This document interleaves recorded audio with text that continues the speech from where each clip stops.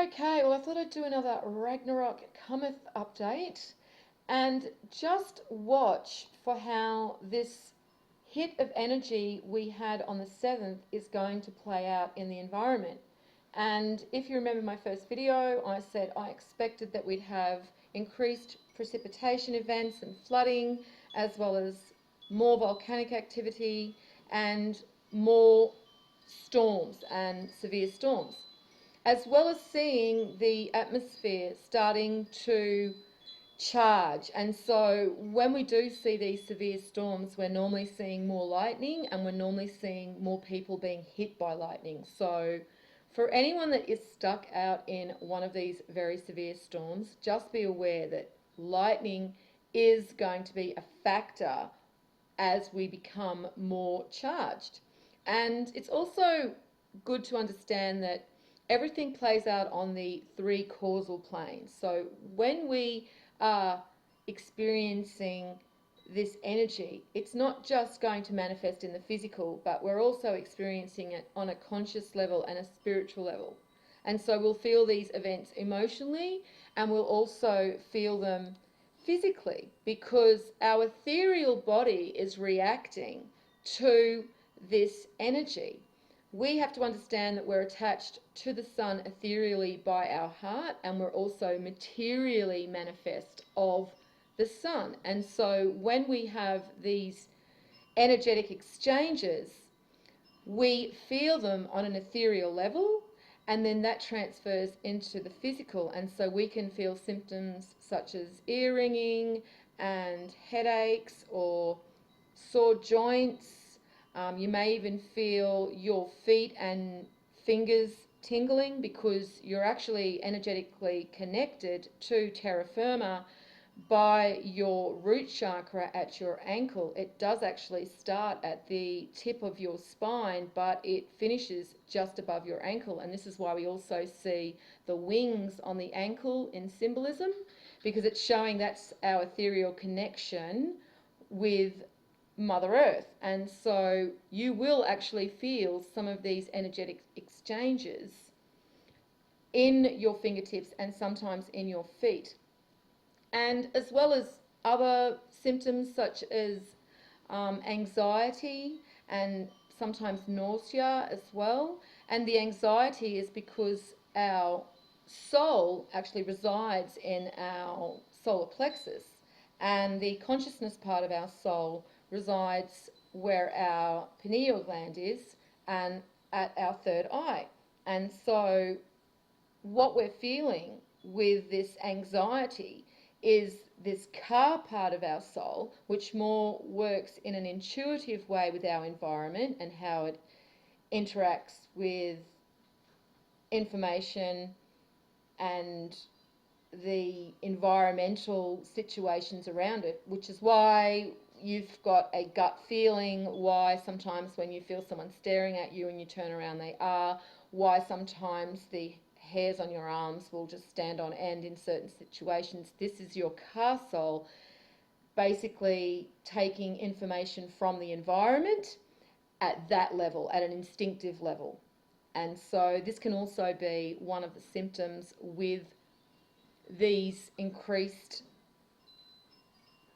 energy exchanges between us and our star. And so you can understand if you're unconscious and you're feeling these emotions and these feelings, that some people would be more likely to not cope in these situations. And so it does definitely help when you do understand how the solar energy and the electromagnetic energy is affecting mankind. And you'll also see that when these events happen and you actually work in a job that deals with the public, you will find more people are less tolerant, easier to anger, and you are probably yourself less tolerant of stupidity, so to speak. And you'll find yourself getting annoyed really quickly. And so these can all be symptoms that we're feeling because of this energetic exchange between us and our sun, because again, we've got to understand that our sun is powered externally and we are connected magnetically, electrically to our sun. And so that's how the energy exchange works, not on the physics that NASA uses, because that physics is based on an internally powered star. And so I would rather see the raw data and how this actually then transfers to our physical environment by watching and observing myself, rather than looking at the theories and the equations of NASA, who rely on a different physics model. So after we've seen this pretty big hit of energy, it's pretty much calmed down, and we have seen almost an M flare, and other than that, we've not really seen too much more activity. It has calmed. But that solar hit that we did have, or rather that energy hit, because we have had some cosmic rays as well, and they come in on the solar wind.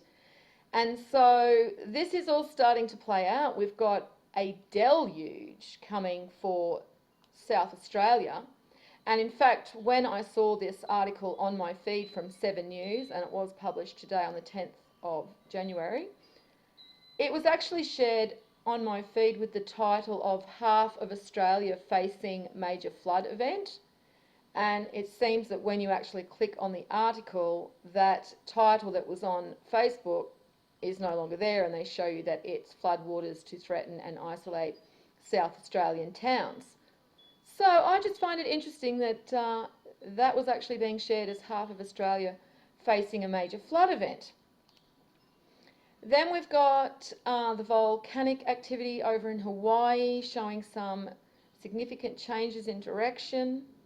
So that is something that we should be paying attention to. We're also seeing large hailstones just falling out of the sky. Now, this to me looks like a clump of hailstones that have joined together and have just fallen out of the clouds.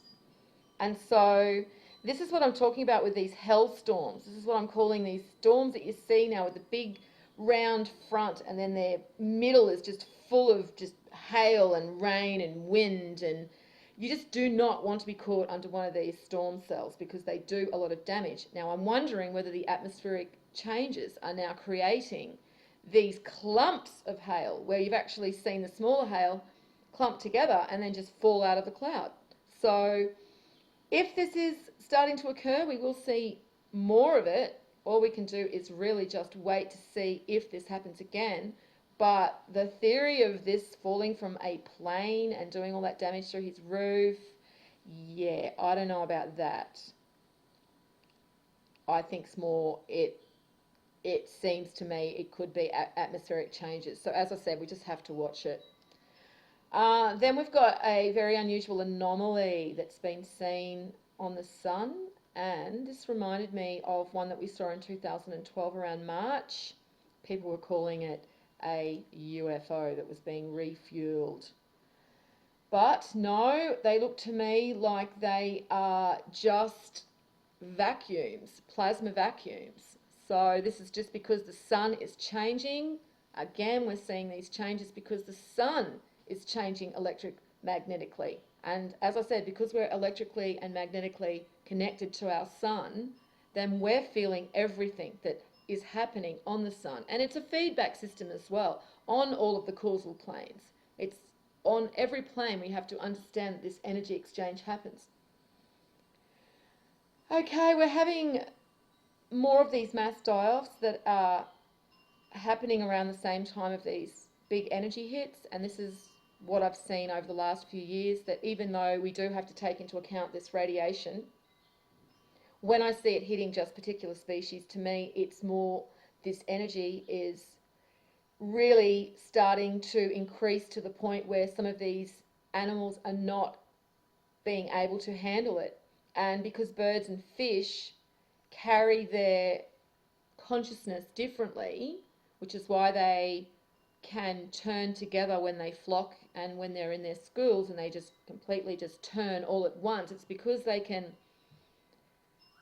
interact with each other on a different environmental way. It's more like on an outside. They read their environment from the outside and then interact between each other on that level, whereas humans are a little bit different, you know. And I suppose this could be even why birds and fish are really feature a lot in the symbolism. And so I think that just their sensory organs, some of them cannot handle this incoming energy. And I think this is eventually going to translate to humans, and, you know, why some people won't be able to sustain the light when the illumination happens, because really that's what's happening. Mankind and the planet and everything is being readied for the illumination. And so when that happens, I suppose, just like these animals, those that can't sustain the light will not be able to exist within it. And unfortunately, I think, though that's not happening on that level with these animals, it's just that they're not able to handle these energies. They're just going over to the ethereal side. However that happens, however that works, but the information shows that animals have souls, and if, you know, our souls go over to the ethereal side, then the animal souls go over to the ethereal side. So I think, if anything, they're probably in a better place. And same as these whales that are beaching themselves, they're probably trying to leave their environment because it's so poisoned and toxic. And when people are making them go back into their environment, they're actually making them suffer more, because really the oceans are completely polluted with radiation as well as plastic. It's just a toxic soup out there. So we also have temperatures dropping over in 14 US states. Found it interesting that they were colder than Mars, and people that follow the esoteric information will see the connection there and why they are always relating everything to Mars recently. And it's basically because Mars is connected to the divine male and Venus is connected to the divine female. And so whenever they conquer Mars symbolically, they are conquering divine man. And this is why we have all of this NASA rubbish about them colonizing Mars and them going to Mars. It's just absolute Hollywood illusion, really, is all they have. Because when you see the reality of what they are calling their test spacecraft, I don't think that mankind will be going to Mars for a very, very, very long time. But all I have to say is Van Allen radiation belt, and I'm just going to leave that right there. So that's pretty much everything that I've seen playing out in the last few days. Of course, I will keep a track of any more information that I do see. There was another volcanic eruption that happened in Ecuador. So, you know, I won't do these updates all the time unless there's actually information to show you, but I just did want to really show you the flooding events that we're going to be getting now in the southern hemisphere, and just how this is timed after that energy exchange that we just experienced. And so I'm also expecting to see some more cold snaps and some more of those severe weather events in regards to, you know, the temperatures dropping as well. So just have to keep watching. And of course, the political reaction to this energy as well, which is what we're seeing over in Paris. So just understand, as I say, it happens on all the causal planes, and the political establishment will not miss an opportunity to use this energy to play out some of their false flags. So just know that when we start seeing heightened solar activity, we'll start seeing them rolling out more of their false flags. And this even is shown with war, that all of the wars are pretty much connected to solar maximums when the sun has gone through a energetic period. So it all relates to each other. It's just, if you are someone that wants to understand the truth of, you know, what's going on, you really need to look at multiple areas and bring it all together. You can't just focus on one area and then expect to have an understanding for everything, because As I said, it's playing out on all the different causal planes. So you need to pay attention to the physical, the spiritual, and the conscious. You can't just go with the physical and expect to have an understanding for all of the other information. And that's the information that the Vatican's locked up underneath in their library. But the physical is all that the white coat scientist gives you, okay? The one that's going to colonize Mars. The one that can't even colonize their own planet without destroying it, now is trying to sell the lie to mortal man that they have the ability to leave planet Earth and go to Mars. You know, this is the priests that mankind now have, that they have elevated themselves above creation and above God. And really what we're seeing here is just mortal man trying to elevate himself to an environment where divine man naturally exists. And he just cannot succeed in doing this in a time of physicality, and he cannot succeed in doing this in the way that he does. It has to come from a place of the heart and abundance and goodness for the universe to support anything that's going to flourish. So unfortunately, a lot of people have bought the lie that man is, you know, their own God, and it's all to do with just how, you know, technologically advanced they are, and they can clone things and they can create GMO food, and this gives them an appearance of, you know, knowledge and abilities and skills, and really a lot of it is just illusion. A lot of it is Hollywood. As I said, when you see what they tried to show us is what they're going to Mars in, it was really quite a joke. And people seem to accept it as information though. So I don't know what you can do when people actually think that they've got Star Trek spaceships out there, when really reality shows that they've got nothing of the kind. But anyway, everyone's on their own path. I'm just interested in trying to get down to what's going on, so that's why I'm following all this information and then I'm sharing it. So any other information that you guys find can help, you know, make the picture clearer. And yeah, the reason that I'm also not putting comments on the Divine Nature in Mankind series is because that information I just would rather be discussed in the Facebook group. But this information I will just put the comments on pending approval for a few days, answer, and then if anyone wants to discuss things further, just join the group and we do all the discussions in there. It just makes it a lot easier. But anyway, I'll leave it there. I will post everything underneath and you can check that out for yourself. And as always, peace out.